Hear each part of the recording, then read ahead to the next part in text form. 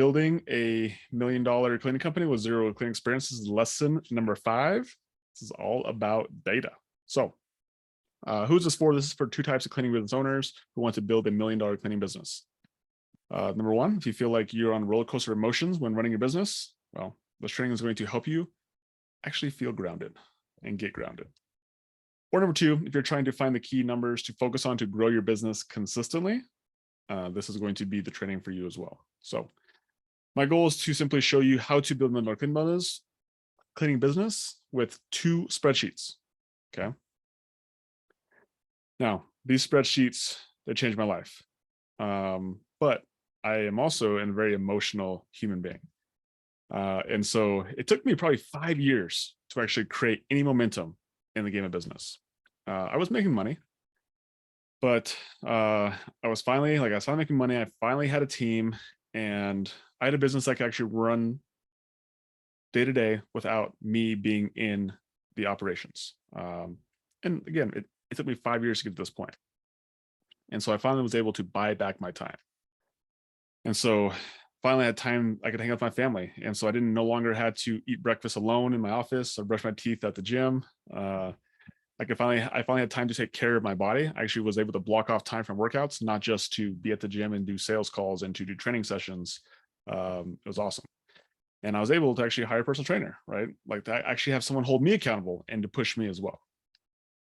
And so I started a gym back in 2013 because fitness had changed my life, and ultimately, like, I wanted to help other people help experience the same feeling that I had. But how could I really help others if I wasn't even taking my own advice, right?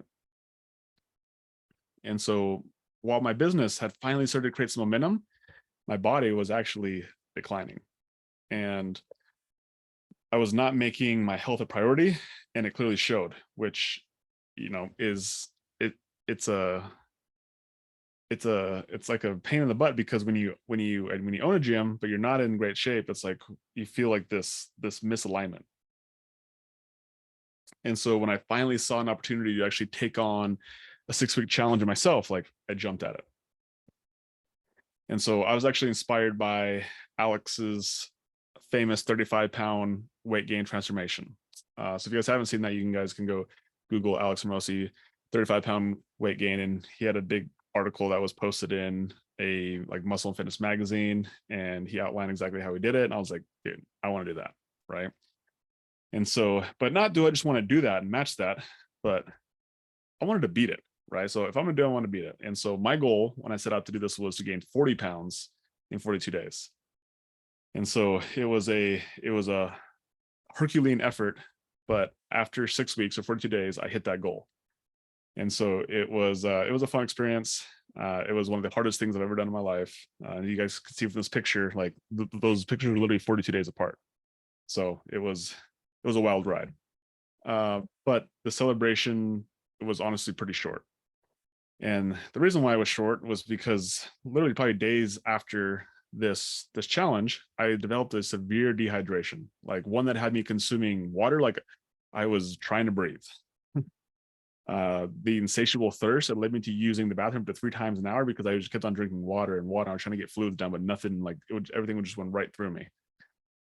The color of my face and energy levels were decreasing really, really fast. And yeah, one day I woke up and I just couldn't see anything. And that's when I was like, okay, this is serious. And my wife, Katie, who I think she just hopped on, she rushed me to the ER. And hours later, I had a doctor just standing there over the top of me, and he had basically gave me an ultimatum, right? And so after running a bunch of tests and analyzing them, he came in and he shared his diagnosis and how he interpreted all the results. And he said, Logan, do you know the difference between type 1 and type 2 diabetes? And I did. I actually had a brother who was diagnosed with type 1 diabetes when we were kids. So I grew up with somebody in my household who was a diabetic. And so I didn't know what the difference was. But ultimately, like, I knew what he was going to say. and I was just trying to delay what he was going to tell me. And so I told him to educate me. I was like, trying to delay it for as long as I possibly could. And he told me, he's like, Logan, type 1 diabetes is what happens when your pancreas no longer produces insulin. And this makes you insulin dependent for the rest of your life. There is no curing it. This is just the way it is. Type 2 diabetes is when your pancreas just needs some help, right? It needs a little bit of help. Usually diet and exercise can help out with this. You could take metformin, which is a pill. Ultimately, he told me that I had type 1 diabetes. And I was actually pretty shocked in that moment. I was like 30 years old, and generally type 1 diabetes, also known as juvenile diabetes, gets diagnosed when you're a kid. And so it kind of threw me off a little bit. And yeah, I felt like I got a kidney punch, or maybe a pancreas punch, to be more precise here. But I really had two initial thoughts that came flooding into my brain. And the first one would be like, is this actually going to be the death of me, right? Is it going to be something that I use as an excuse? Is it something that I can like blame on? That's the reason why I don't go out there and like chase my dreams and my goals, and I make it something that is going to hold me back? Or could this actually be an opportunity? Could this be an opportunity for me to take a shitty situation and make it into something that's truly amazing? And I knew what the answer was. I knew what I needed to do, but I was unsure of how to do it. And so after I left the doctor that day, I remember thinking right to myself, I was like, okay, I need to do this. I'm going to make this an amazing situation. I don't know how to do this. So I ultimately started looking around, like, who knows how to do this? Who can help me? Who's the person who can put me in a position to help me fight this disease? And that who turned out to be a man named Dr. Trevor Kashey. And so Dr. Trevor Kashey, if you're unfamiliar with him, he's a legit genius. He got his PhD in biochemistry at 23 years old. He's a strong, buff dude as well. World record holder in the log press. He's a certified genius, I call him, and he's a badass.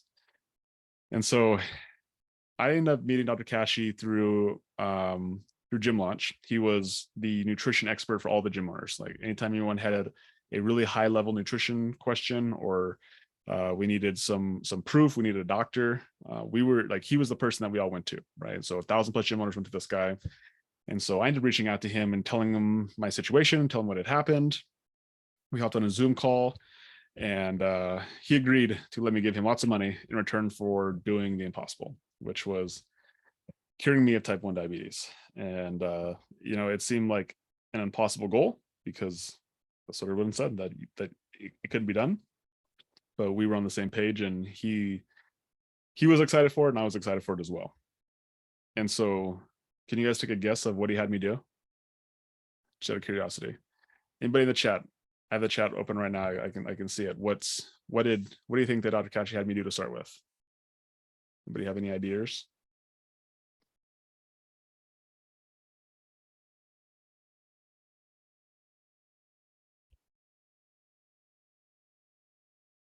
He had me track data. Lots and lots of data.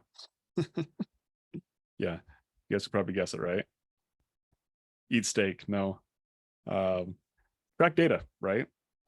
Start to get numbers, because ultimately when we have data, then we actually can make informed decisions. And so if it could be tracked, I tracked it. And everything from what I put into my body from a food standpoint, so calories, macros, how much sleep I got, how much activity I did, what my workouts were, what my blood sugars were, what my body weight was. Man, it was a lot, right? I tracked a lot of data. My life literally became a spreadsheet. I called it the Logan's health spreadsheet.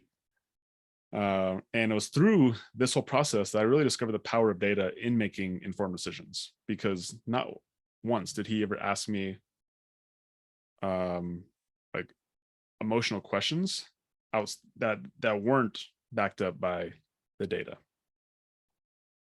And so I learned by working with Dr. Kashi how to turn an emotional game into a game of numbers. And armed with data points and a guide and a goal, I've shared enough with you guys to tell you proudly that like I'm winning. I'm winning this game against diabetes. And to be clear, like it is a fight. It is a fight. My A1C is down to 5.4, which is in the normal range, right? I no longer use fast-acting insulin. So most diabetics, when they go to eat, you'll see them have to poke themselves, or if they have a pump, they will they'll push their numbers in, and they'll get fast-acting insulin to combat the carbohydrates that they eat. And I no longer have to use that.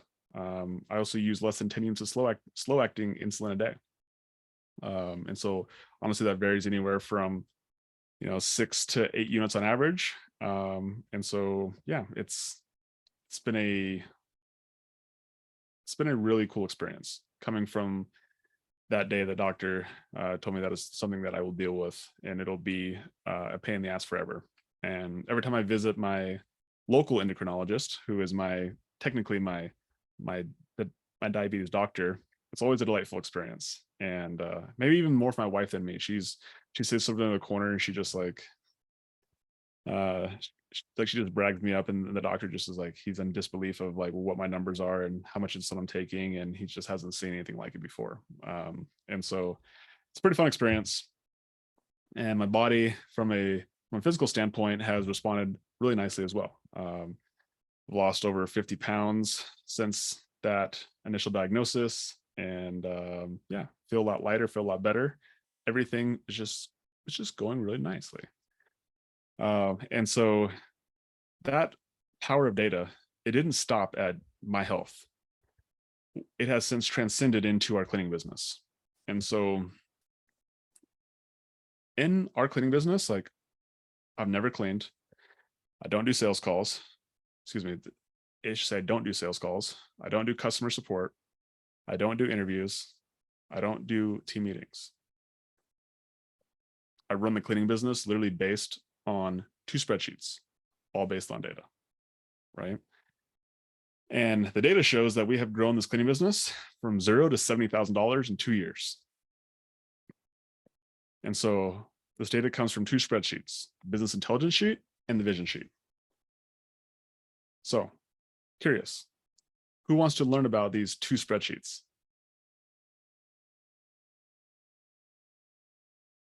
Who's ready for them? Come on, let's get that chat going. The chat's a little light tonight. Yeah. All right. Let's go. Let's go. Let's see these spreadsheets here. Okay. So we're going to go over 2 frameworks, and so both these frameworks, we're going to show you guys how to utilize these 2 spreadsheets. Okay. So framework number 1 is how to turn data into dollars using the business intelligence sheet. And the framework number 2 is how we double our business with 1 spreadsheet. It's the vision sheet in 6 months. So framework number 1, how to turn data into dollars using the business intelligence sheet. So it was a Monday. I just signed up for gym launch on Saturday, and I was attending my very first daily call. The last 2 days were a blur of information and walkthrough videos. I hopped on a GoToMeeting 5 minutes before noon, and there was nothing on there. There was nobody on there. And so a few minutes later, a gal named Monica hopped on. She was a Canadian gym owner, and she was brand new to gym launch as well. And so we chatted momentarily till all the sales guys started to get on this call. And the call abruptly started once Alex, he got on. No hellos, no how you doings. He got straight to business. That's kind of his style. And so Alex's first statement when he got on the call, can you guys guess what it was? He said, "Tell me your numbers." And then I was like, numbers? Like, what numbers is he talking about? It's literally like my first thought I had to myself. And so sales guy rattled off 5 specific numbers. And it was after the 4th one, I started to pick up on what Alex was actually asking for. And so those 5 numbers were: how much ad spend? How many leads did you get? How many of those appointments did you schedule? How many of those appointments did you show up? And how many of those appointments that showed up did you close, right? Those were the 5 numbers.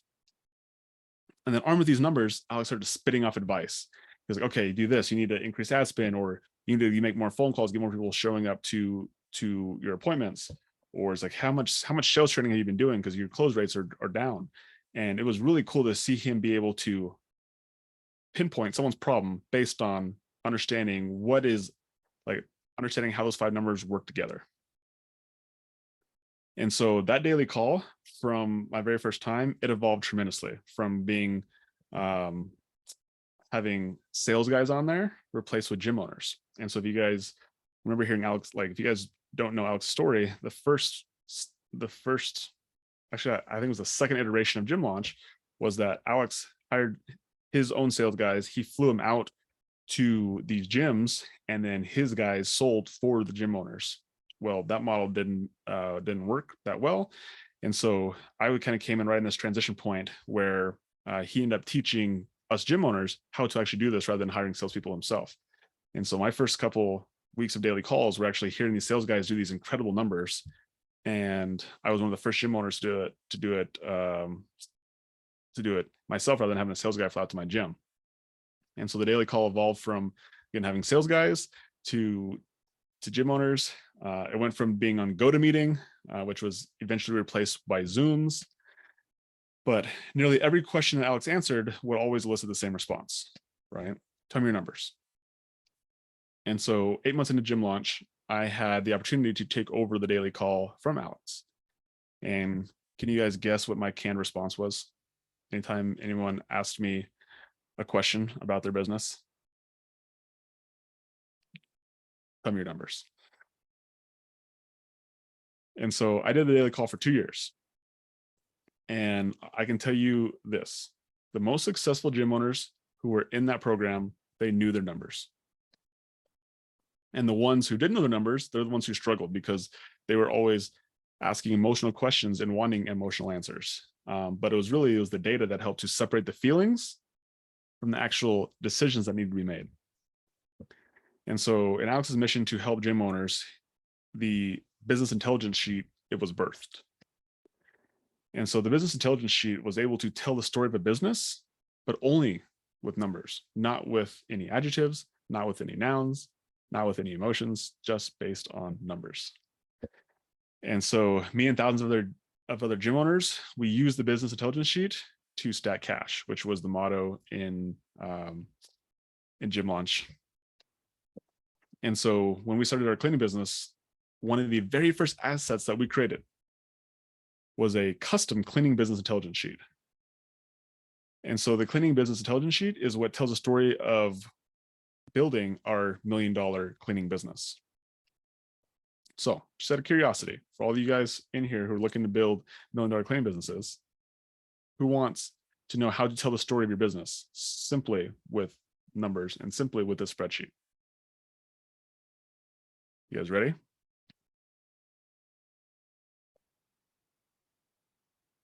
Amazing. Okay, so the cleaning business intelligence sheet. So this has been customized for our cleaning business, and big shout out to my wife Katie, who is on here as well. Like, she's actually the one who made this specifically for the cleaning business when it started out as being in the fitness business. And so here's what it looks like on from a visual standpoint. And so as we break it down here, the very top of this is sales. Okay, so there's a sales section in the business intelligence sheet. And so inside the intelligence sheet, you'll see some of these numbers are very familiar to what we tracked in the fitness business, right? It's because ultimately, regardless of what business you're in, cleaning or fitness or any other business, like, these numbers always tell a story. And so the first number that we always track is ad spend. Okay. Ad spend could be on Facebook, it could be on Google, could be on Craigslist. It's wherever you're spending money. If you're marketing on the radio, you're marketing on TV, like, all this ad spend gets put into one spot. And then from there, how many leads did you get? So these leads are coming in through your funnel, they're coming in through phone calls, they're coming in through requests, they're coming from referrals. Like, every single lead needs to be tracked. And then after that, we have scheduled calls. And then after we have scheduled calls, we have completed calls. So you'll notice a difference there. If you are new to a funnel like this, just because someone schedules doesn't mean they're going to show up. And so depending on what business you're in, like that show rate could be higher or it could be lower. And depending on if you're having somebody have to come into a brick and mortar location, like they're having to physically like drive to a location, those percentages will start to drop. Or if you're able to do something, or if you're able to do phone calls, that number, the percentage actually stays higher. So in this case, we do calls. And so our show rates are actually really high. And then so we have, again, with ad spend, we have leads, we have scheduled calls, we have completed calls, and we have booked appointments, right? So these are our closes. So the people who get out the phone call and book an appointment with us, those are considered our closes. And then the next thing that we track, and the reason why I love the cleaning business so much, is that it's a recurring business model, right? Once you sign somebody up for their first appointment, the whole goal is to get them into recurring, get them back on the calendar again every week or every 2 weeks, or worst case, every month. And so we also track how many of these clients that we booked converted into a reoccurring client. Okay. So those are our 6 numbers that we track. Now, once we put those numbers in, it automatically calculates what's our cost per lead. It automatically calculates our booking percentage, and it automatically calculates our conversion into client percentage, right? So all the formulas on here are set up that if you just input those first 6 numbers, then the rest of these numbers are calculated for you. Okay. And so a couple other cool numbers that are also automatically calculated for us as well are our cost to acquire a customer, our profit per new customer, and our commission to our salesperson. Okay. And so cost to acquire a customer, what does that mean and why is it important? So the cost to acquire a customer, it lets you know based on your marketing and based on your sales commissions, like how much does it actually cost you for a customer to come in? And once you know that number, it gives you a really good idea of how much you actually can pay to acquire a customer, right? And so most people are like, oh my gosh, it cost me $100 to acquire a customer. Okay, well, that number, it's important when you understand, well, how much does each customer make you, right? What is the lifetime value of your customers, which we'll talk about here in a second, because ultimately, like people will say, well, my cost per acquisition is really high, but ultimately what truly matters is, well, how much does that customer end up paying you over the lifetime of them being in your business? And if you can play the long game, which again, business is always a long game, then you start to realize that, oh my gosh, you're making a ton of money if you're paying $100 to acquire a customer, but the lifetime value of the customer is $1,000, you're making 10 to 1. Pretty cool, right? Profit per new customer. So while the cost to acquire a customer only takes into account for your marketing and sales funnels, the profit per new customer takes into account for also the fulfillment of it as well. So specifically in the cleaning business, you have your highest cost is actually going to be what you pay your cleaners. And so when we put the marketing and the commission to salespeople in there, and we also put in the like what we actually pay the cleaner on the very first clean, then we actually get our profit per new customer. And what you'll notice is that in our business, we're actually negative when we acquire customers. We're negative like $35. And so if you look at it just from that standpoint, like, oh my gosh, like I'm losing money every single time I acquire a customer, like this isn't going to make sense unless you are able to convert that into a long-term client. And again, that's where you must know a couple of these numbers that we'll talk about later on. But it's important to track these numbers so you just have a good idea of exactly where your business is at. And so you can either try to pull different levers to either bring that cost per customer down or increase your profit per new customer. And then of course, we want to know our commissions to our salespeople as well. So that's the top of the funnel, that's the sales. Now, the next section of the cleaning business intelligence sheet is the fulfillment section. So this is really cool because you're able to see a breakdown of each type of clean that we do. And so anytime somebody says, well, how many short-term rental cleans are you doing? Or, you know, is your business more new cleans or is maintenance cleans?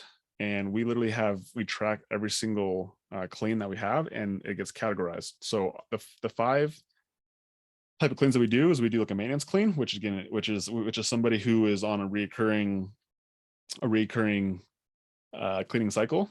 We have a new client clean, so that's a new client. So that's someone who comes in new, and it'll be like a deep clean. We also have move out cleans, so people who are moving out of homes or people who are renting need to move out of places.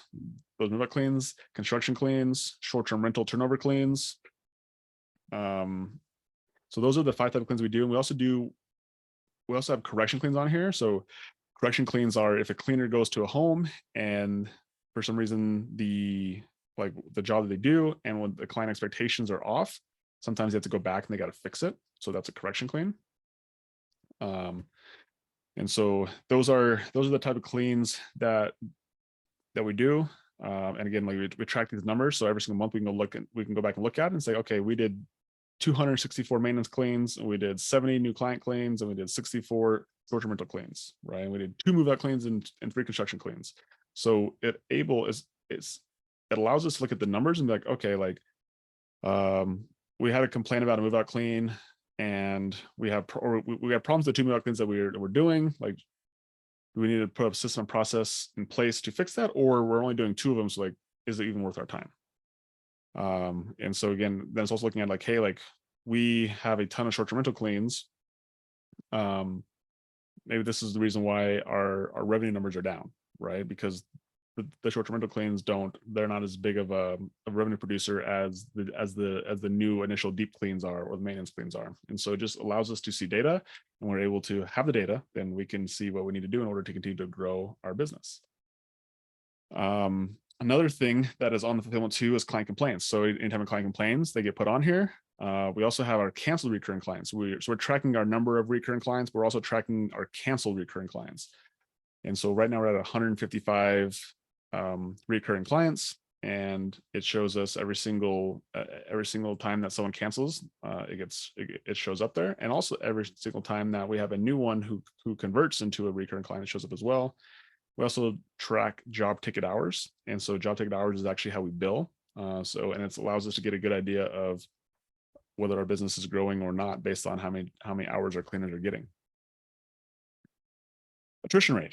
So another thing that's automatically calculated, or a number that's automatically calculated, is attrition rate. Now, attrition rate is like one of the most important numbers that almost no business owner knows how to track or does track. But if you're in a recurring business model, it's pretty much the lifeblood of your business, whether it grows or not. And so based on your attrition rate, it is going to dictate whether your business is going to grow really fast, or it's going to feel like every single time that you sign somebody up, we have another person leaves out the back door. And so this business intelligence sheet, it automatically tracks your attrition rate by, again, just plugging in all these numbers up here. And again, it's pretty cool to have. So next section of your business intelligence sheet is the money section. So again, a really important section is like, what's your gross profit? What's your gross profit percentage? What's your net profit and net profit percentage? So again, the reason why you want to differentiate these two is because your biggest expense is going to be in your cleaners. And so when you're able to see your gross profit versus your net profit, you're going to see there's a big difference in those two things, because if one doesn't take an account for or one takes an account for your just your cleaners, but it doesn't take an account for all the other expenses you have in your business, like softwares, like what else do we have in the business? Your rent, supplies, things like that. Basically everything outside of your employee expenses, that gets calculated under your net profit. And so again, you want to make sure that your gross profit is about 55%, which gives you enough net profit that you should be able to keep about 25 to 30% net profit in your business. Okay. Yeah, so you have your revenue expenses. We also have outstanding collections and payroll in there as well. So when we see that outstanding collections number that's high, it means we need to get in there. We need to start making some more phone calls and start doing some billing and get on the phones and make sure people start paying their invoices. The goal is to get as many people credit cards on file. That way we can just charge it. But sometimes people they like to be in control as well. And so sometimes it's them sending checks, or we're basically at the mercy of them having to pay, especially in the very beginning, like on a first time clean. But ultimately our goal is to get their get their credit card. So that way, once the clean is done, we just charge it and they can go on about their day. We don't have to try to fight them for money or try to like fight them, not fight them, but fight all the attention to get to have them pay their bills. So yeah, so gross profit percentage, net profit percentage. Okay.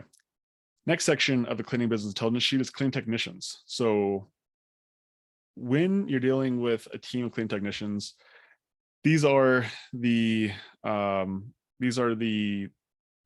stats, not the stats, the data that we track. And so it's SparkleBoss callouts. So a callout is when SparkleBoss, which is our cleaning technicians, they say they call in sick or they say they can't make it on the day of a clean, right? And so we track that, and like it happens more than you'd like to think. And so that's one thing that we track. Another thing we track is actually how many leads we get. So when we're always advertising for new cleaning technicians, so how many leads did we get? How many interviews did we get scheduled? How many interviews were completed? And how many people did we actually hire? So again, you'll see it's very similar to our marketing for a client funnel, but we're also using the same numbers for cleaning technicians as well. And so, yeah, those are the 5 numbers that we're tracking on a day-to-day basis. And then the last thing that we're tracking is the names of any correction cleans and discounted cleans. So we're putting the clients in there so we know exactly who got a correction clean, who's got discounted cleans. We put in names of new clients, so people who converted from just their first time cleaning into a recurring cleaning, they become a recurring client. We put their names in here as well.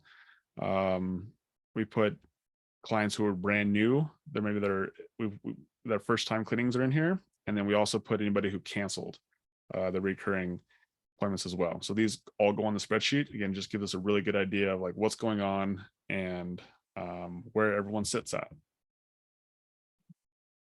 So again, correction cleans, new recurring clients, and canceled clients. Okay, so now last section of the business intelligence sheet, this basically shows our monthly numbers.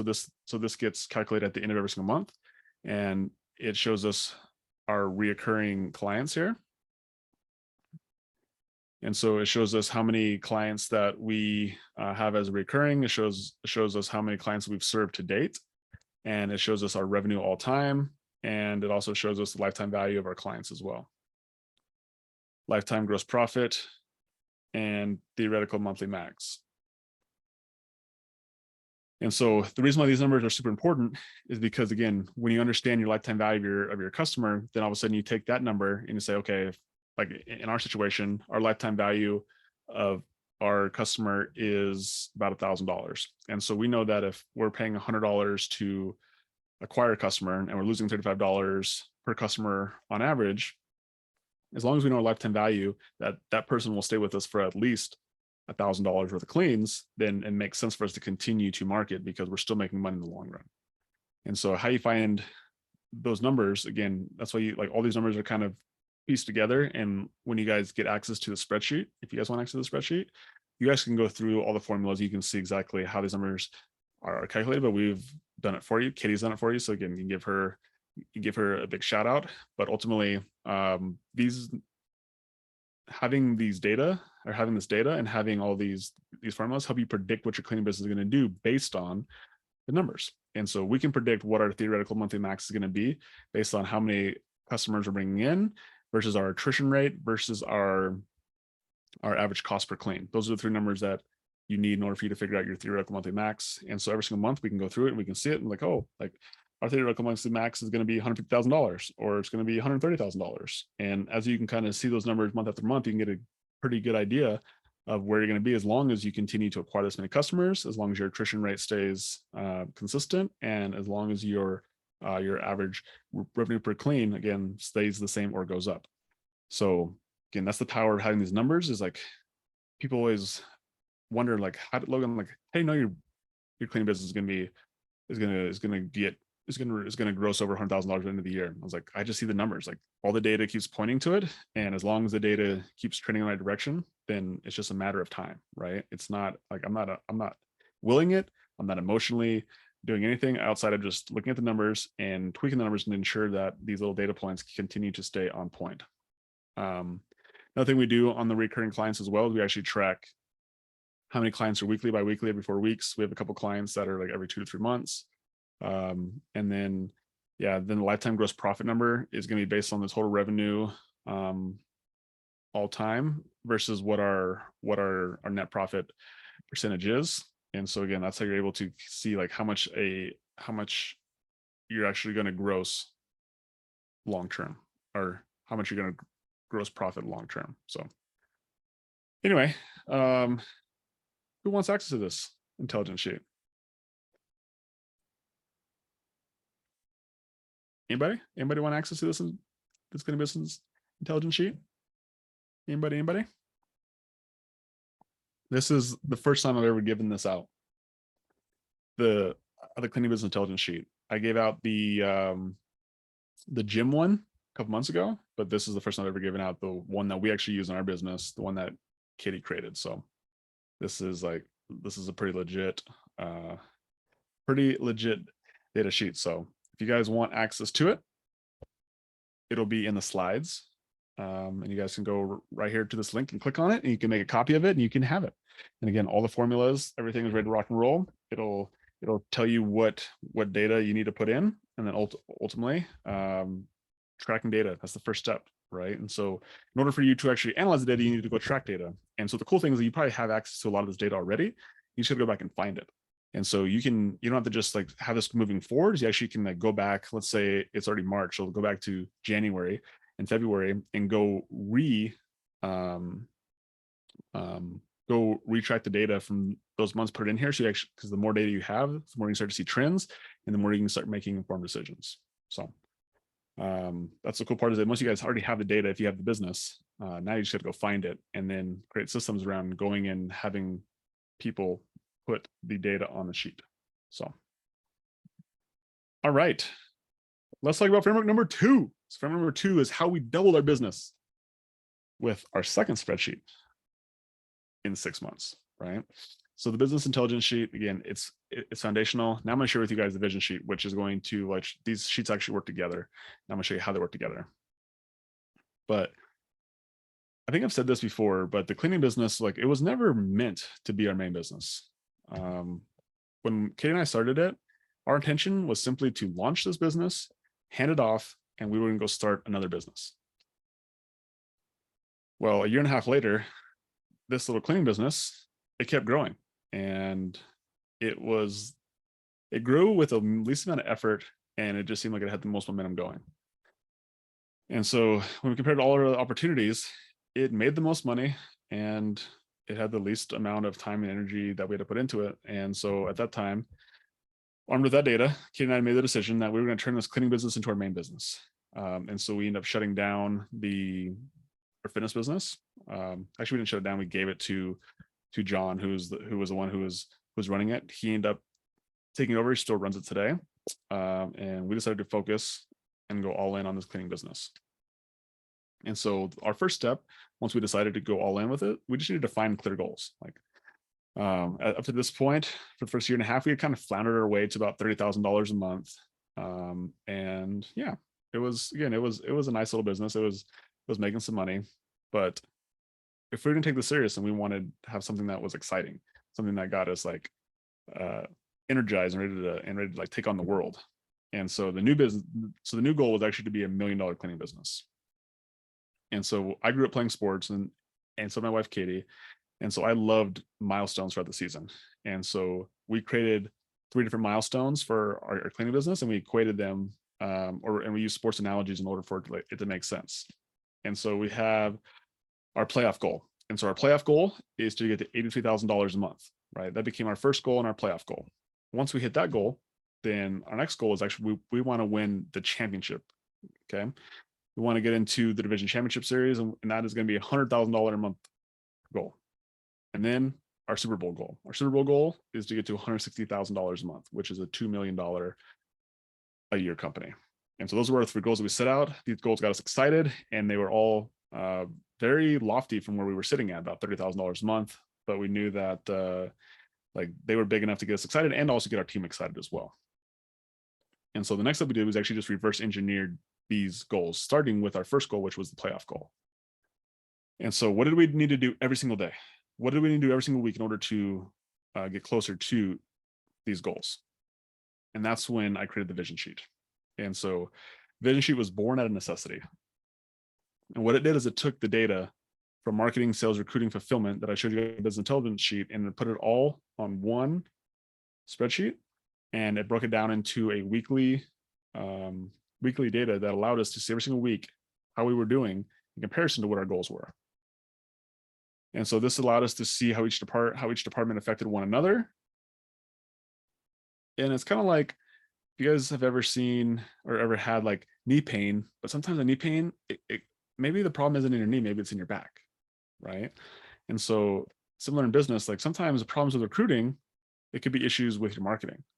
And so that's when you're able to understand how all these departments, how they flow together and how they work together, and how it's a chain, and their systems are not isolated to each other, but they're like sales, marketing, recruiting, fulfillment. They're all systems within a bigger ecosystem. You can understand like how problems in recruiting could also have problems with marketing, or how problem in sales could affect recruiting, right? Or problem in fulfillment could hurt marketing. And so along with this vision sheet, we paired with a 30-minute meeting.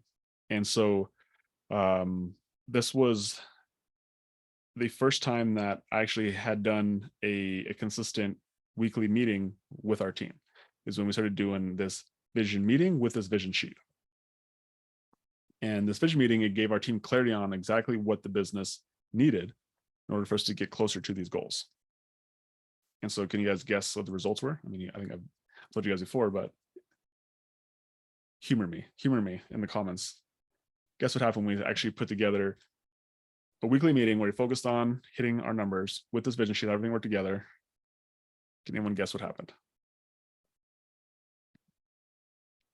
Yeah, exactly. Growth, double their business, right?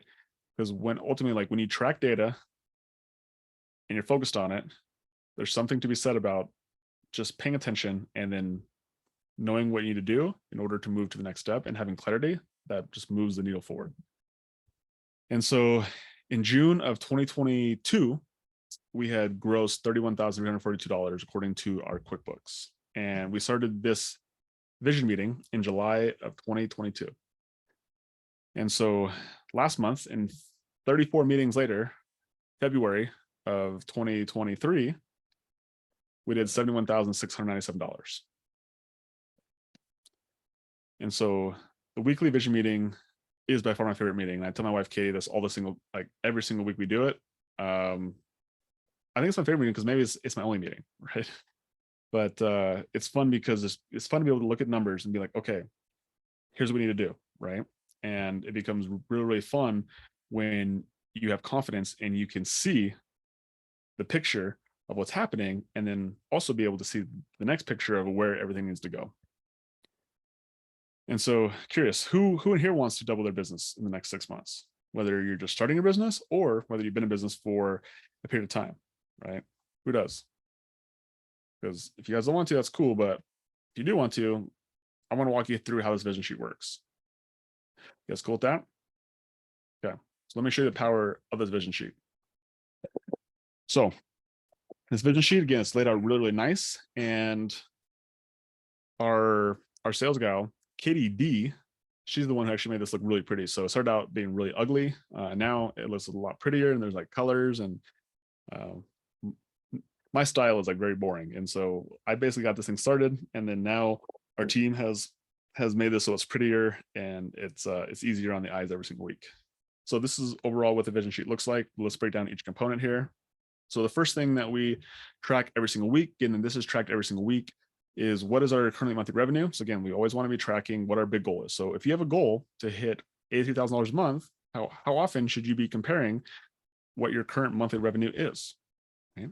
Like if you want the goal, like pay attention to the goal. And so we actually track two ways, right? We track what is in our CRM, which was called ZenMaids. And then we also track what hits QuickBooks. And so those numbers can be different because of our billing cycle versus what gets collected versus outstanding collections. But it's nice that we just track both of them. And so we track our current monthly revenue in both ZenMaids and in QuickBooks. And we track what our weekly revenue was in ZenMaids and QuickBooks. We have a weekly PR that we track as well. So our goal is always to get better. So we know exactly what our weekly revenue PR is. I think it's $20,000 right now, which is pretty cool. And so our goal is to always continue to get better. We're always setting these little carrots in front of us to, again, increase the business. And then we also are tracking what our outstanding collections are. So we have a less than 7 days and we have a plus 7 days. So under 7 days, I'm not as worried about those numbers, because less than 7 days, it means that we either haven't hit the card yet ourselves, or we're still waiting for them to send their checks or pay their invoices. But it's the one that are over 7 days. Those are like when that number starts to get high, that's when I start to ask the team more questions. Then we actually start to dive in. Like, do we have a couple of big outstanding invoices? Are people in communication with us? And again, we're able just by being able to see that number, I'm able to ask a couple questions, and for me to be able to say, like, is this alarming, or is it just, do we have somebody who's got a big invoice that they've been communication saying that they sent a check in the mail? So that's the first thing that we track when we do this vision meeting, is what is our revenue, right? That's the main goal. And so that's the first thing that we track. Now we start to track things that play a bigger role in what the number is. So the next section we track is marketing. So every single week, Katie D, our sales guy, she puts all these numbers in there. And so she tracks how much we're spending on Craigslist, how much we're spending on Google, how much we're spending on Facebook. And then from there, where each of our leads are coming from. So we have our Facebook funnel. We have our people who are messaging us on Facebook or Instagram, people who actually called us. We have Google requests and ads. We have instant bookings, and then we have turnover B&B, and then we have a book now form as well. And then based on all of our ad spend versus our ads coming in, we have our cost per lead. And I have it broke down that if we're getting between $0 and $20 a lead, that's great. If we're paying between $21 and $34, that's good. And if we're paying 35 plus more dollars a lead, then that's poor. And so it just gives us a general idea of if we need to improve our marketing efficiency or not. So those are all the places that we are collecting information for ad spend and where leads are coming in from. And again, it also allows us to see that if we're getting for spending $500 a month or a week on Facebook ads, and we're only getting 1 or 2 leads from Facebook, it's like, oh, well, what are we doing? And so we can go and dive in and make that marketing more efficient. So again, the more data you have, the more you're able to make an informed decision. All right, the next thing that we track is sales. So again, as you guys can see, some of these numbers are repetitive, but you'll start to notice that it's not new information, but it's like hearing the same information over and over again is then it finally sinks in, like, oh my God, this is important. Okay. And so we have our discovery call scheduled, discovery calls performed, and discovery calls booked, right? So again, you've seen those numbers 3 times now. And so then at that point, it automatically creates a booking percentage. So again, in between 0 and 50%, I calculate that as poor. If you're between 50 and 70%, that's good. If you're 70% plus, that's great. And conversion calls. How many conversion calls are we getting on? And then how many conversion calls are we booking? And so again, we just have the same thing over there. Our conversion booking percentages, same numbers. And so these just allow us to see if our salesperson is, number one, getting on enough calls. If they're getting enough calls, then are they doing a good enough job on the phones? And so we're tracking that every single week as well. Scheduled, showed, closed. Really simple, right? And then also our conversion showed and conversion closed as well. And then new clients. So when we're tracking our new clients, we're looking at how many total cleans did we get this week. So our goal is to get about 96 cleans. That's our model. That's going to help us get to that $83,000 a month. And so anytime we're below it, we're like, what do we got to do to get more cleans? Or if we're above it, we're like, okay, great, we're on track. Total number of recurring clients. In order for us to have a sustainable $80,000 a month, again, it's not just about hitting $83,000 a month, but it's how do we sustain that? How do we make it something so it's consistent? We're looking to have 220 recurring clients, right? And that's based on our current breakdown of weekly, bi-weekly, and every 4-week recurring clients. that if we have 220 recurring clients, that'll put us at that $83,000 a month recurring. So that means no new clients, no new cleans coming in. If we just have 220 recurring clients, then we'll hit a revenue of $83,000 a month. So that's our goal. And then we're tracking how many new clients we're cleaning every single week. So we have a goal to clean 9 new clients every single week. Okay. So we're tracking those numbers. Total clients, recurring clients, new cleans. Then recruiting. So now we are transitioning from our marketing for clients funnels into our marketing for cleaners funnel.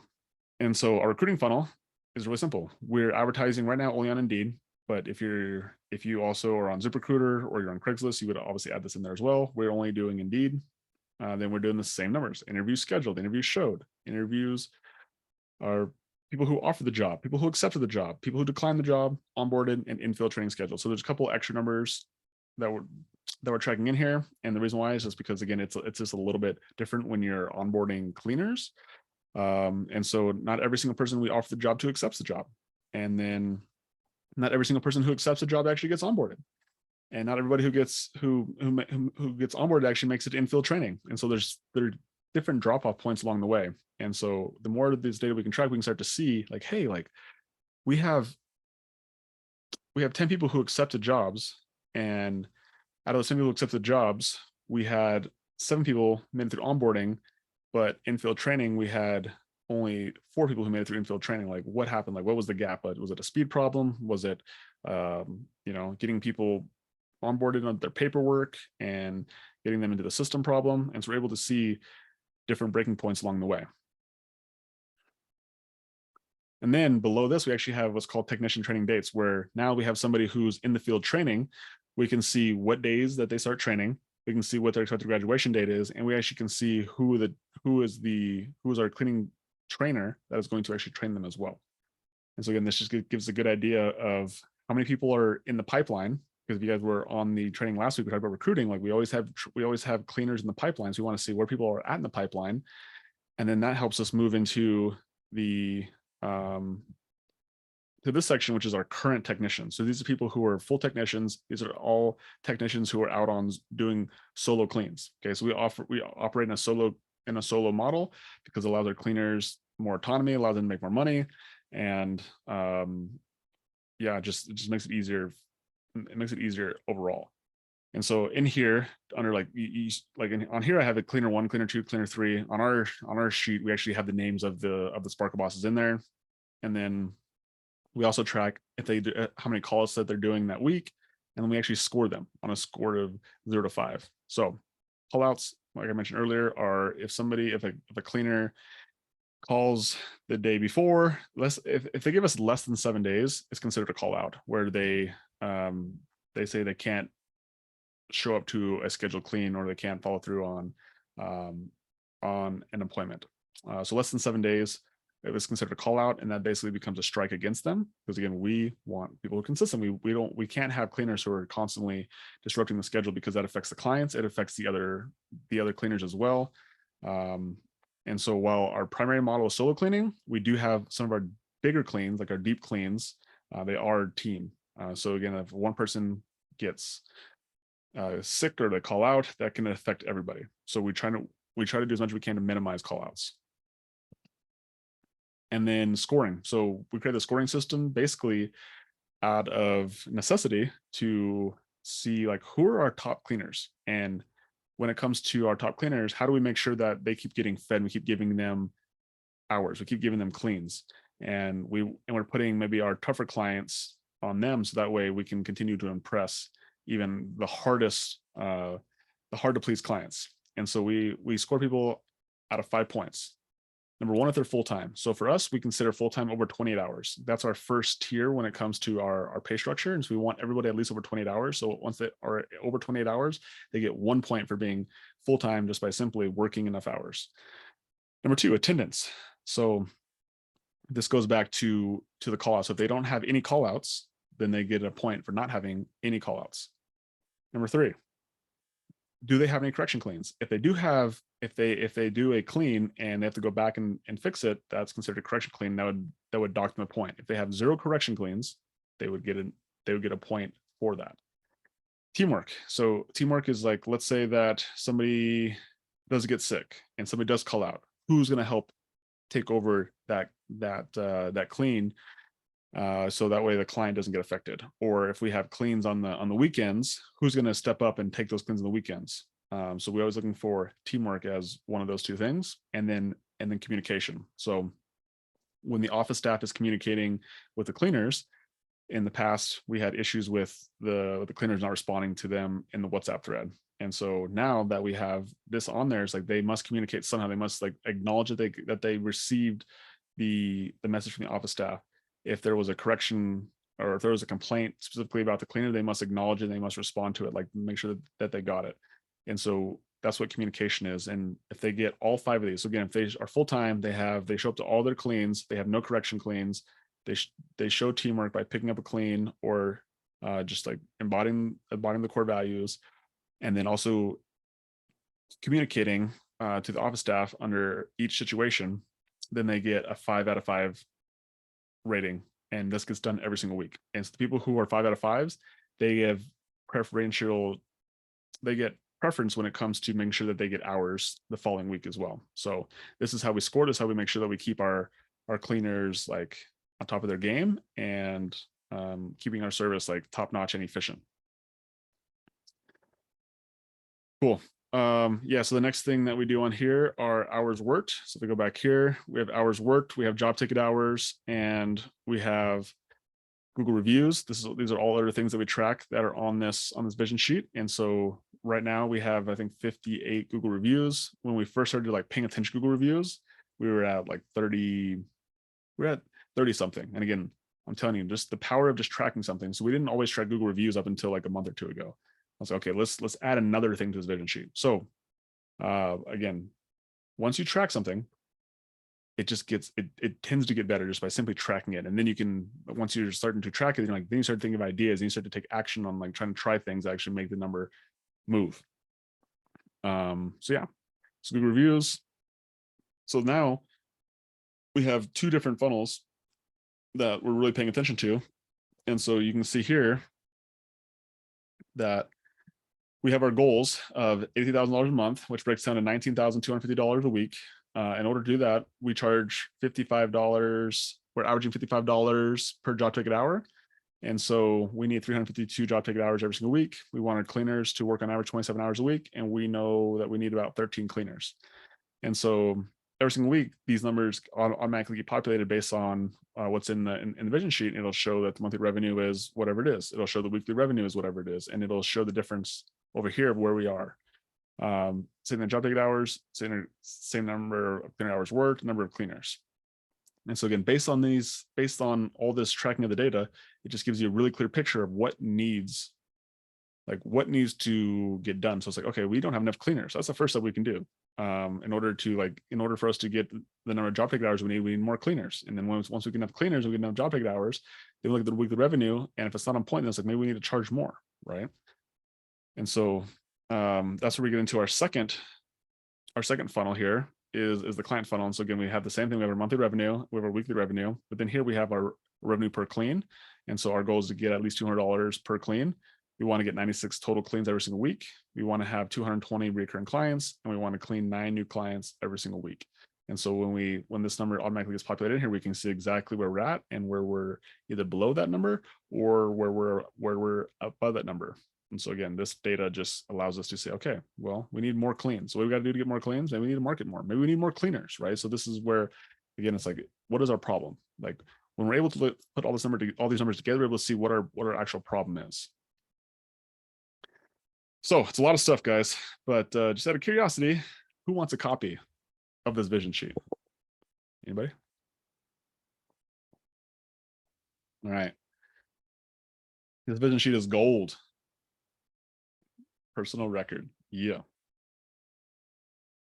Yeah. So this vision sheet paired with the business intelligence sheet is like, man, these 2 sheets are a game changer, right? These 2 things will just ensure that you're going to hit your goals if you just continue to track the data, pay attention to the data, and then make adjustments based on the data.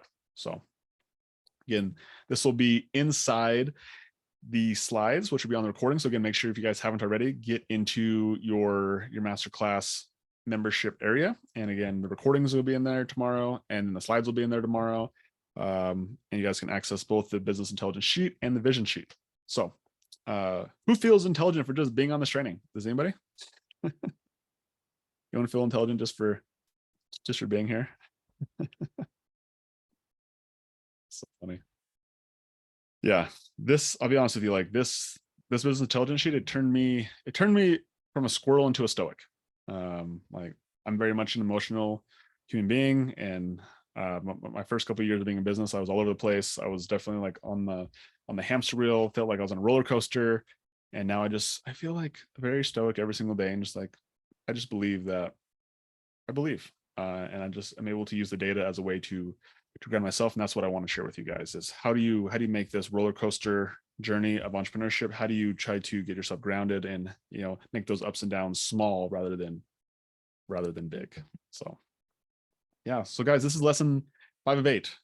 So we're on the second half of this masterclass, and the previous masterclass, if you guys missed them, our very first one was on clarity. It's like really getting focused on your goals. So talking about what you want to do. Again, if it's $8 million cleaning business, well, it's $40,000 a month cleaning business. Whether it's how much profit you're going after, whether it's how much work that you're doing in the business, like you need to get clarity on what you want from this business. That's the first and foremost, most important piece of this entire equation. And then once you get clarity, it's marketing. Because without marketing, you have no business. And then once you have marketing, once you have leads and people coming in, you need to have a predictable sales process. And then once you have a good sales process, then in order to scale it, out of you having to do everything yourself, you need to understand how to hire people, how to get cleaners, how to get salespeople, how to eventually get a recruiter, how to get someone to be a manager. And then this one, of course, was on data. So those are the 5 master classes that we've done, and it's been a lot of information, right? It's been a lot of stuff. I've been overwhelmed by it, and so I know that you guys are definitely probably overwhelmed by it as well. But think of it like getting a business in a box, right? It's a lot. It's like people sign up for franchises and they spend 35, 50, $100,000. It just depends on what the franchise is, and that's what you get when you get a franchise. You get literally a business in a box. And so think about that. That's basically what you're getting here. And so it's pretty cool because I've received messages of people who are actually taking action, people who are on here, and people on here who are actually taking action, and they're actually putting this information to use. And so that is what makes me happy, right? That's the whole point of doing this, is for me to share what we have done over the last really 10 years in business, but the last 2.5 years, I guess a little over 2 years in the cleaning business, just share with you guys, see what's working right now, right? And what's working right now, it's not gonna be what's working in 5 or 6 months. The principles will be the same, but the strategy and the tactics will have to change. But that's why I'm teaching you guys principles. I'm teaching you guys things that are evergreen, because ultimately, if you don't understand the foundation, then it's really hard for you to adjust the strategy and just the tactics. And so I always find these kind of trainings super, super helpful. But also, like, who in here actually prefers like a little bit more hand-holding? Maybe a little bit more like in-depth, like here's the mouse, click it here, right? That's the way I like to analogize it. And so when I do anything new, like I prefer just to immerse myself and like go all in on the skill, right? That's all I've learned personally. And so the cool thing about like acquiring skills is that like skills of marketing, skills of sales, skills in recruiting, skills in being able to analyze data, like these skills, like I've learned them once and they'll pay for the rest of my life. And that's my goal to share with you guys too, is like how you can learn these skills, and so they'll pay you for the rest of your life, right? No better asset than skills. Anyone like me? Anyone kind of like that? Yeah. Yeah. It's awesome. Yeah. And so again, we have 3 more trainings, and if you're the type of person who likes to do it yourself, and you're like you like to figure it out, like dude, the rest of the trainings, the last 3 trainings are really, really good, and obviously the first 5 trainings are really, really good. And so continue to get down on those, watch them over and over again, and those will be enough for you to basically get your business off the ground, or get it headed in the right direction, right? But for those of you guys who are like me and you wanted something a little bit more intense, something a little bit more hands-on, then I got a little something for you. And so I've talked about this the last couple of weeks, but I'm gonna chat a little bit more about decade in a day. And so if this is the first time you're hearing about decade in a day, I created it because it's like something that I would have wanted if I were to be in the early stages of starting a business again, right? And I always think to myself is like, what would I have paid for a full day with like Alex or with Chris or with Pace just to like start my my business? And ironically enough, I paid all those guys a lot of money. But just like if I was paying for one day, like whoa, like what would it mean for me? And unfortunately, like I couldn't pay those guys for just a full day. And so it's like, what if I could create something that where somebody could actually pay me the information I've learned for just a day, right? And so that's where the decade in the day came into play. And it's basically taking 10 years of business experience and condensing it literally into one day. And so with decade in a day, it's getting the clarity we talked about earlier on your revenue goals, on your profit goals, on your client goals, on your cleaner goals, and ultimately on your goals, right? Like, what do you want to get out of this? Like, how does this business fit into your goals, right? And so second a day is getting clear on your mission, your core values, your manifesto. It's getting clear on what your business stands for, right? It's getting your automated marketing funnel. So once you set it up, it takes some work and some effort to get it set up. But once it's set up, it's automated. Like leads come in without you having to do anything. It's really cool. I wake up every single day and I just go and I check the lead sheet and there's like 5 or 6 leads in there every single day. Online booking form. This is something that's new that I've been testing for the last couple months in our business, but I'm ready to unveil it with you guys as well. And we're getting probably 4 or 5 online booking forms every single week. People who are just like literally booking online, no sales process, and like outside of us having to call them to get their credit card information, like that's it. Like there's no sale. It's like been really powerful. It's been really cool. Setting up the Facebook funnel and the Google ads, like everything is part of this decade in the day, right? It's getting your marketing so that will not be your bottleneck. And then once you have your marketing on point, of course, you need to understand how to sell, right? You need to understand what the process looks like. Have your scripts, have your growth blocks, learn recordings, hear the recordings of our salespeople, hear media call reviews of our salespeople, having SOPs, like all these things just allow you the clarity on knowing exactly what needs to happen if for some reason you're not getting sales, right? Which is the most important thing. It's like, okay, cool. When you get sales, it makes sense. But when you're not getting sales, how do you fix it? This is how you fix it. And then once you get to the point of like, okay, now you have way too much work, right? And you're having to turn down work for a period of time, which is what we had to do for a while. Like we had to say no to a lot of work because we didn't understand how to recruit very well. And so now, since we didn't know how to recruit very well, we had to get really good at it. And now we have hiring ads, we have interview scripts, onboarding, paperwork and processes. And again, we have recorded interviews and even call reviews on interviews, right? And then running a team, everything from how do you run a daily huddle? What the hell is a daily huddle? What's the structure of a daily huddle? What's the point of a daily huddle, right? Same thing with the weekly meetings, monthly team meetings, one-on-ones. Like, what are the point of these meetings? What's the purpose? And we're able to get clarity on what these meetings are for, and you understand what they are for, then you can clearly communicate that to your team, and then all of a sudden they get excited about it as well. And this is actually how you build a culture, right? You build a culture through communication. You guys will get a custom business intelligence sheet and custom vision sheet. So again, like you guys have access to those intelligence sheets and those vision sheets, part of the decade in the day. Like I'll actually show you exactly how to go get the data, who you can have on your team that can go grab that data for you. And so sometimes the data tracking can be an extensive process, but when you understand where or who needs to go get the data and where they get it from, then all of a sudden the numbers just show up for you and you can just analyze it rather than having to go grab it and then analyze it. So, and of course, for decade in the day, there's investment, right? And so decade in a day it's a $10,000. It's a $10,000 program. And right now it's currently only open to 2 people. So the last couple of weeks, we've had 3 people who've got dates set in. They have scheduled everything ready to rock and roll. We have Airbnbs and hotels set up for people. And so right now, there's only open to 2 more people. And so I always like asked this last week, but like, do you think you can make an extra $10,000 a month, right? If you had access to all this information and I were to show you exactly like where to point the mouse to build all this stuff, and so you had access to it, Like, do you think you can make an extra $10,000 just in general, just total, like not even putting a time on it? Like, do you think you make an extra $10,000? Right? Like, that's the question to ask yourself. What about an extra $5,000 a month? Like, even if you just did half of that, like, do you think you can make an extra $5,000 if you just implemented half the stuff, or you just did it half as well? Do you think you could do it? Right? Or about $2,100 a month, right?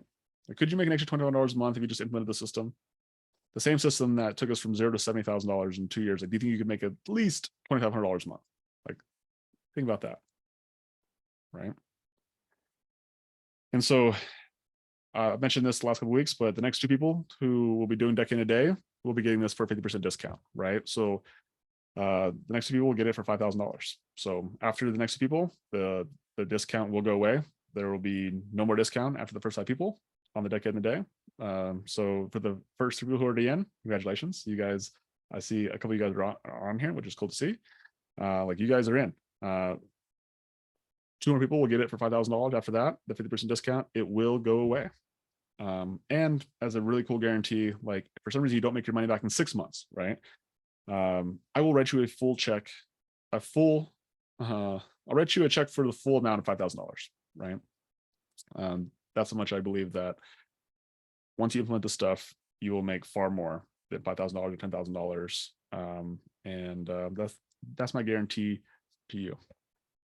And as a really cool bonus, your lodging is free for this. Like I said earlier, we're booking hotels and Airbnbs and getting reservations for food set up. Like, it's going to be a really cool experience. And outside of like all the cool tactical information that this Deck in a Day is going to be, like, it's going to be a really cool experience. And I'm excited to be able to hang out with a couple of you guys and be part of this journey with you and see you guys grow these businesses and have you guys look back at this Deck in the Day like, man, like, that was a really cool experience. And I learned a lot of cool stuff, ate good food, developed a relationship, and it was worth it, right? That's the goal. That's the goal. So again, if you guys are interested in Deck in a Day, you guys can hit that application link that's in the slides. Again, you get access to all this tomorrow. I'll drop it here in the chat once I get out of the share screen as well. But take advantage of that. If it's something you're interested in, make sure you apply. I think we already have like 9 applications and 3 people who are actually in. And so we got a couple more calls already scheduled. But again, if you want in, make sure you take advantage of that. If you want the 50% discount anyway. So outside of that, let's do a little bit of Q&A. So I'm going to unshare my screen here. I'm going to get in the chat here. All right. So I'm going to go up in the chat here.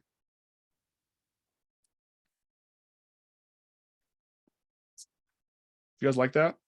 Did you get some value today?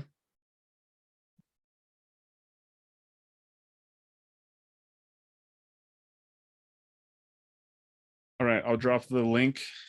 I'll drop the link in the chat as well for the Deck in the Day. Again, if you guys are interested, go ahead and apply for that. But other than that, I'm gonna get to some questions. All right. All right. So I'll stay on here for about probably 10 minutes. Boom. Okay.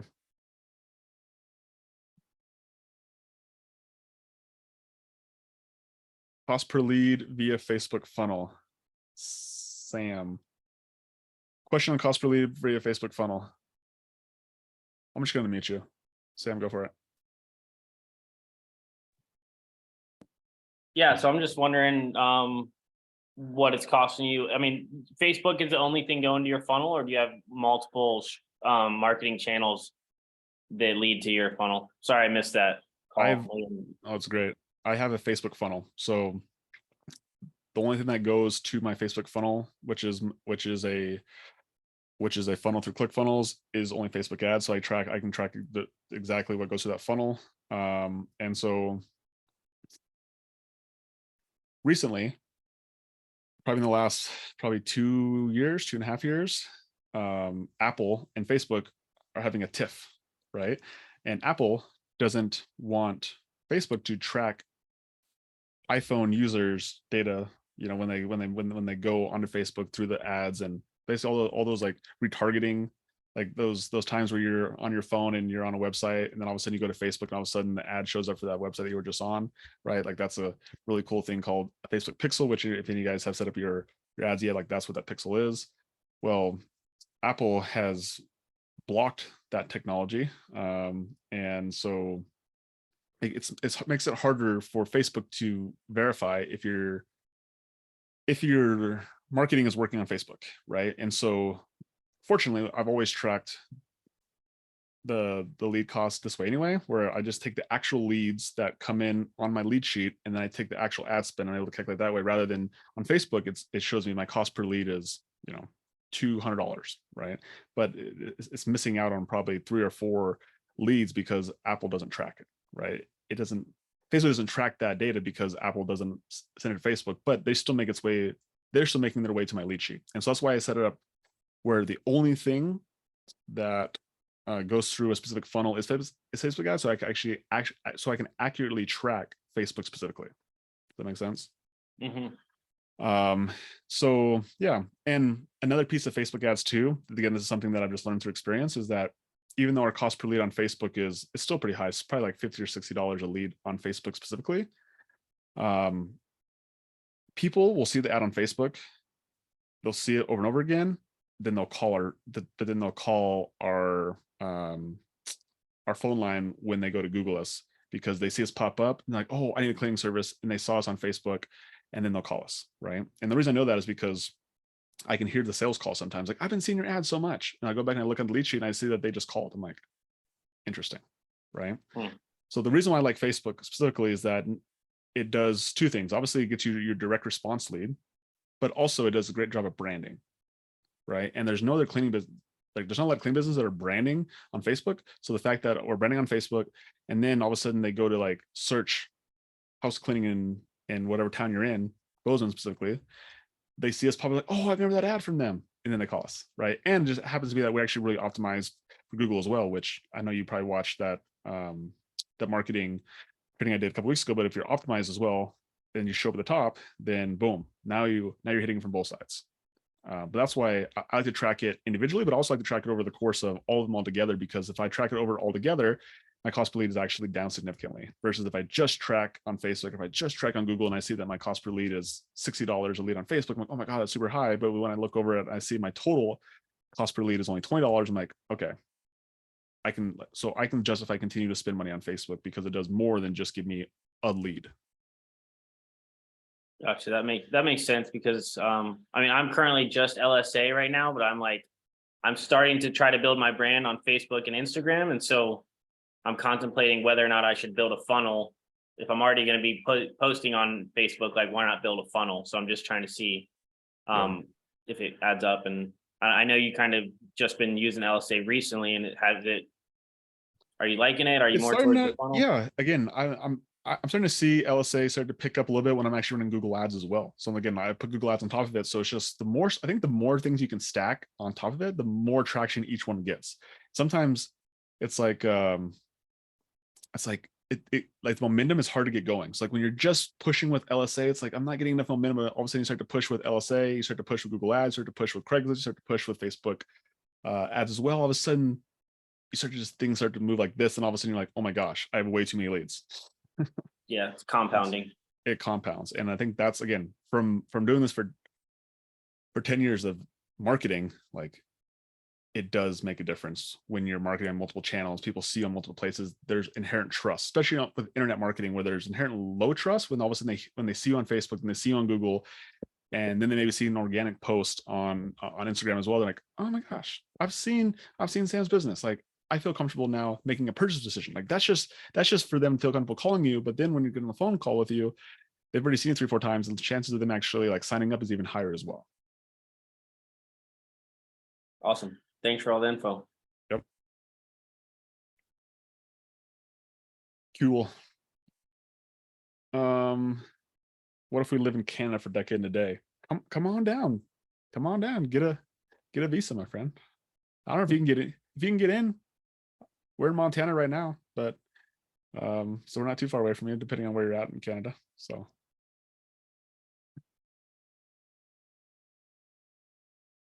yeah, if it's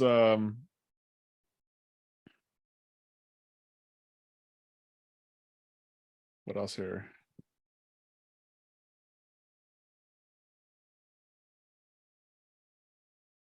Just trying to scroll back up here, see if I have any other questions here.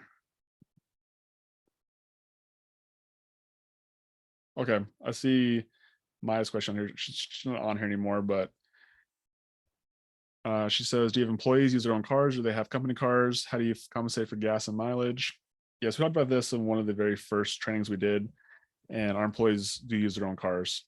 We don't do company cars. Again, out of all the research that I did when we first started the company, the companies who made the most money were the ones who did not have company cars. And so also thinking about it from a standpoint of scaling, like if we're trying to scale cleaners like we are now, and we have 12 cleaners, we want to get to 15 cleaners, that means we also have to buy 3 more cars. If we want to do solo cleans, then maybe that would force us into doing team cleans. So again, it makes you less flexible when you do company cars. And there's really, I don't really see a reason in doing it. Maybe you eliminate a section of people who can work for you, but outside of that, like there's enough people out there who it will work for that I don't see in our situation it doesn't make sense for us to have company cars. And then we don't compensate for gas or mileage. They use their own cars, they use their own gas. We just pay them really well with commission, and when they get tips, they get 100% of the tips. So 0% of the tips go to the company. They go to the office staff. They go right to the cleaners. So that's basically a form of, how we compensate them extra, and we don't have to like spend the time and energy and attention to track gas and to track mileage. So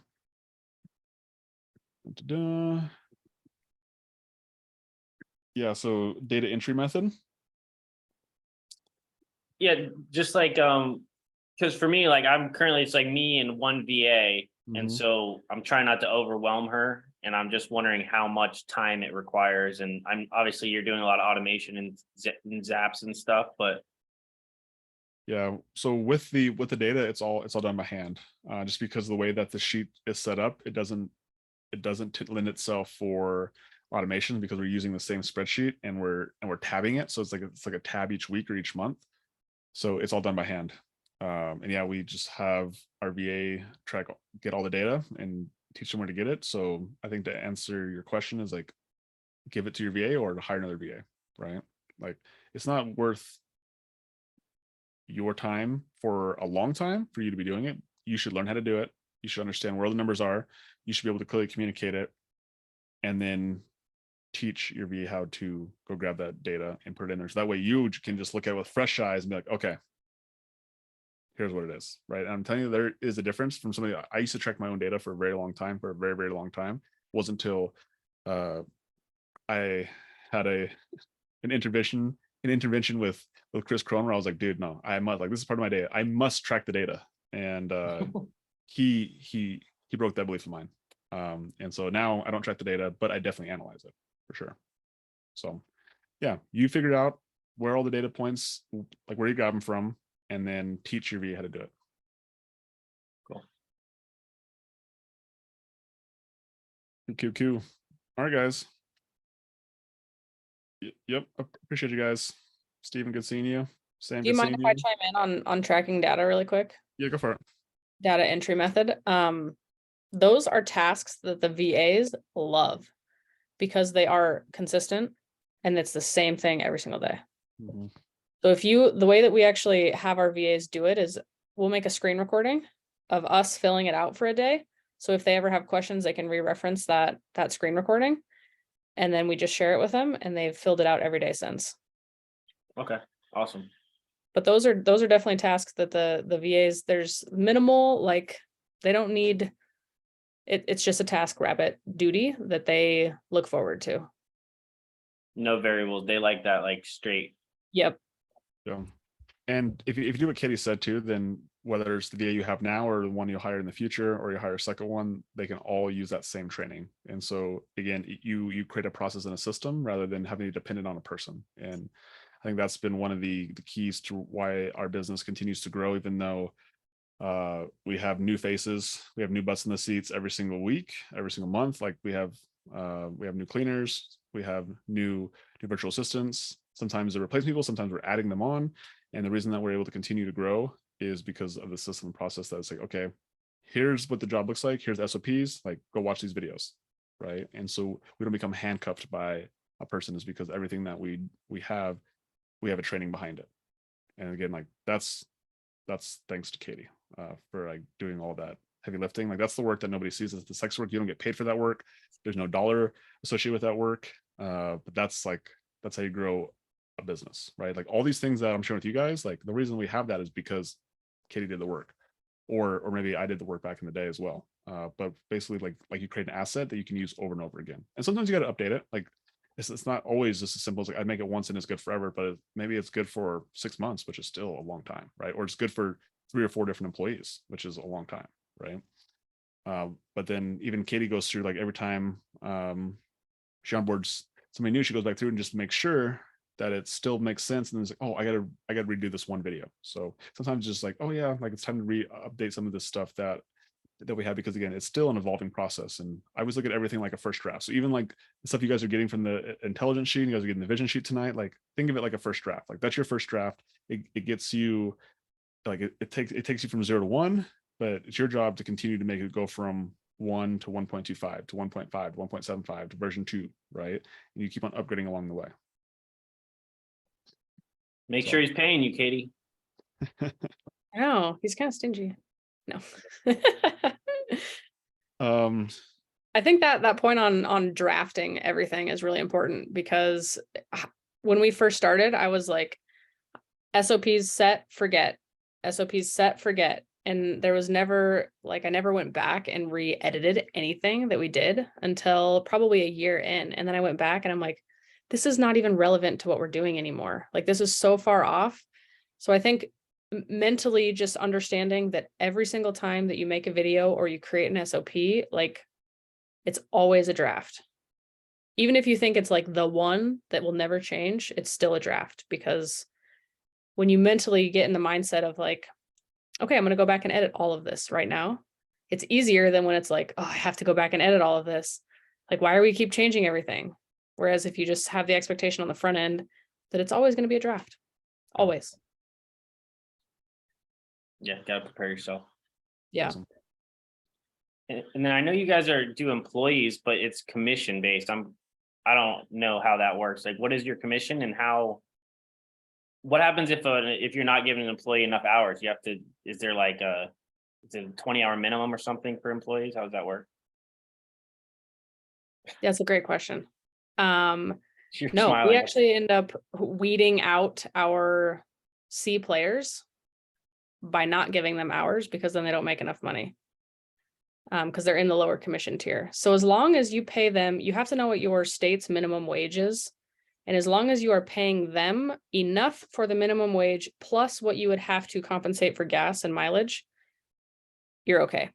We're well above that. I think Montana's minimum wage is something like $11 or something. And our minimum rate is like roughly $17 an hour with commission. But it's a commission of what we actually charge our clients. So if they work more than 34 hours, they make 43% of what we charge the client. Yeah. So we're well above that. And yeah, there are weeks where one technician will only work 15 or 20 hours just because of the way that the schedule falls, and they have a poor scorecard from the week before. So they're kind of the lowest on the totem pole, and they kind of get the shaft for the week. But if they show up to all of their cleans, they don't have any client complaints, they can easily get back up into that higher tier for the scorecard and then get paid better. But it's like a system that incentivizes and empowers the employees to take control of their own hours. Like, we will maximize your schedule if you prove to us that you are doing the work that it takes to actually maximize your schedule. But we will not maximize somebody's schedule who is continuously getting client complaints, not open to feedback, and calling out. It's like, that's fine. You can call out all you want, but you just won't get hours. So the scale resets every week. Yep. As even their pay scale, like they have to be over a certain number of hours and they get a higher commission. Okay. Every week. Yep. Cool. Yeah. Thank you. And they get paid every week too, which is also like a nice bonus, I think, for the clients, or the clients for the cleaners as well. Like they get paid every single week. So Yeah, it's awesome. Jessica, you're not cute enough to be a Jessica. What is your name, Jessica? It's Lucas. Jessica's right. There's Jessica. Sorry, I didn't see Jessica. I was like, there's the beauty right there. I was like, this Yeah. guy's not. Our, She must be Jessica. yeah, we're friends of Tamara. So we like Oh, just amazing. and literally we are so stoked to have come into contact with you guys, and we hardly know you. But the reason is we've always said we want to grow our business to a $3 million business, because as soon as we do that, we can ask Alex and Rosie to step in. And then Tamara was like, this guy was like coached by Alex and Rosie, blah, blah, blah. And I was like, are you kidding me? So that's why we're here. That's so cool. That's so cool. That's Yeah, really cool. Where are you guys from? Canada, Ontario. Okay. it's amazing. It's amazing. Yeah, yeah. Tamara's actually coming out next Tuesday. So I know, she told Yeah. us, so I need to hear all about it. Yeah, she's like, be warned, you might be buying stuff. I'm like, perfect. that's awesome. That's awesome. Okay, so your guys' first question process for vetting a VA. So I know you guys just got in here, but literally last week we went over a whole training on recruiting. And so part of the recruiting is on how to hire VA. So if you guys got into the membership area yet? No, No, not Okay. yet. Katie, will you go find that link that's up in the chat and drop that? So make sure you guys get into the membership area. You can create your free account, and then you go in there, you'll see last week's recruiting masterclass. And if you go into the slides, on the slides, there's a little link there for hiring a VA. And on that VA, it's literally a training I put together that will show you where to find them. It'll show you the job description. It'll show you the questions to ask them over an interview. It'll show you the offer letter and how to pay them and retain them and build a culture, and some of their little like some of the nuances when it comes to hiring a VA. Like literally all that training's in there. You can probably like that training, you can probably get through it in an hour or two. Like it's actually really quick, but it's like, because everything is just like do this, do this, do this, do this. So it's really, really good. It's actually really good. So that's the VA.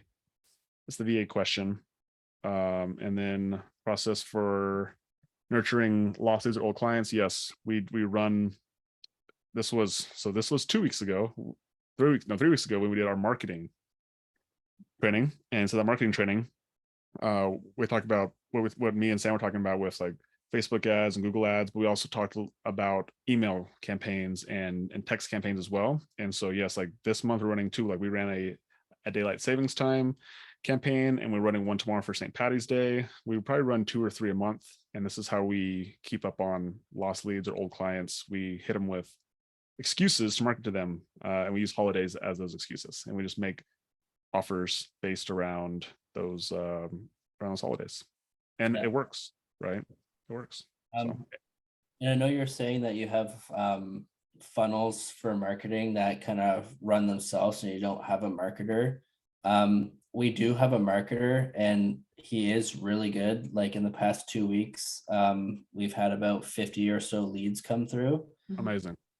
Nice. I'm just wondering, like, would your funnel kind of compare to that, where you get that volume of leads in, so then we could phase out having to pay someone to do that? Yeah. So every market's a little different, right? And so little backstory. So I was a gym owner. That's how I knew Alex. I was one of the first gyms who did his program, Gym Launch. And I was actually the first gym owner who actually worked for Alex. So I worked for him doing like a daily call, right? And so I was able to coach thousands of gym owners. And so I got to see gym owners in Canada to, all across the country, in Florida, across the Midwest, New York, the coast, all the places, right? The amount of leads people would get was drastically dependent on the market, right? Like you would have guys in Ohio who could spend $100 and get 100 leads, and then you would have guys in California who would spend $100 and they would get 2 leads. Right. So the marketing ad cost is going to be dependent on your market and your competition and the size of it and a lot of things like that. So like there is definitely market dependencies. Yeah. With that being said, all the training that is inside here that I'll show you is like, it teaches you how to do it yourself. So my goal is to teach you how to fish, not to fish for you. And so it's great that someone's fishing for you and then catch lots of fish for you. But when they stop catching fish, then all of a sudden you're like, well, why aren't you catching enough fish? Right. And so I would keep that going, especially if you're getting that many leads. But then I would also be learning how to market myself, because like I said in that marketing training, is that it's really not that hard when you know what you're looking for. But most people who sell you marketing be like, oh my God, it's so complicated. You got to do this, you got to do that, you got to do this. And don't worry about it. I got this. You should just focus on running your business, because that's what business owners do. That's like the whole spiel that they always give you.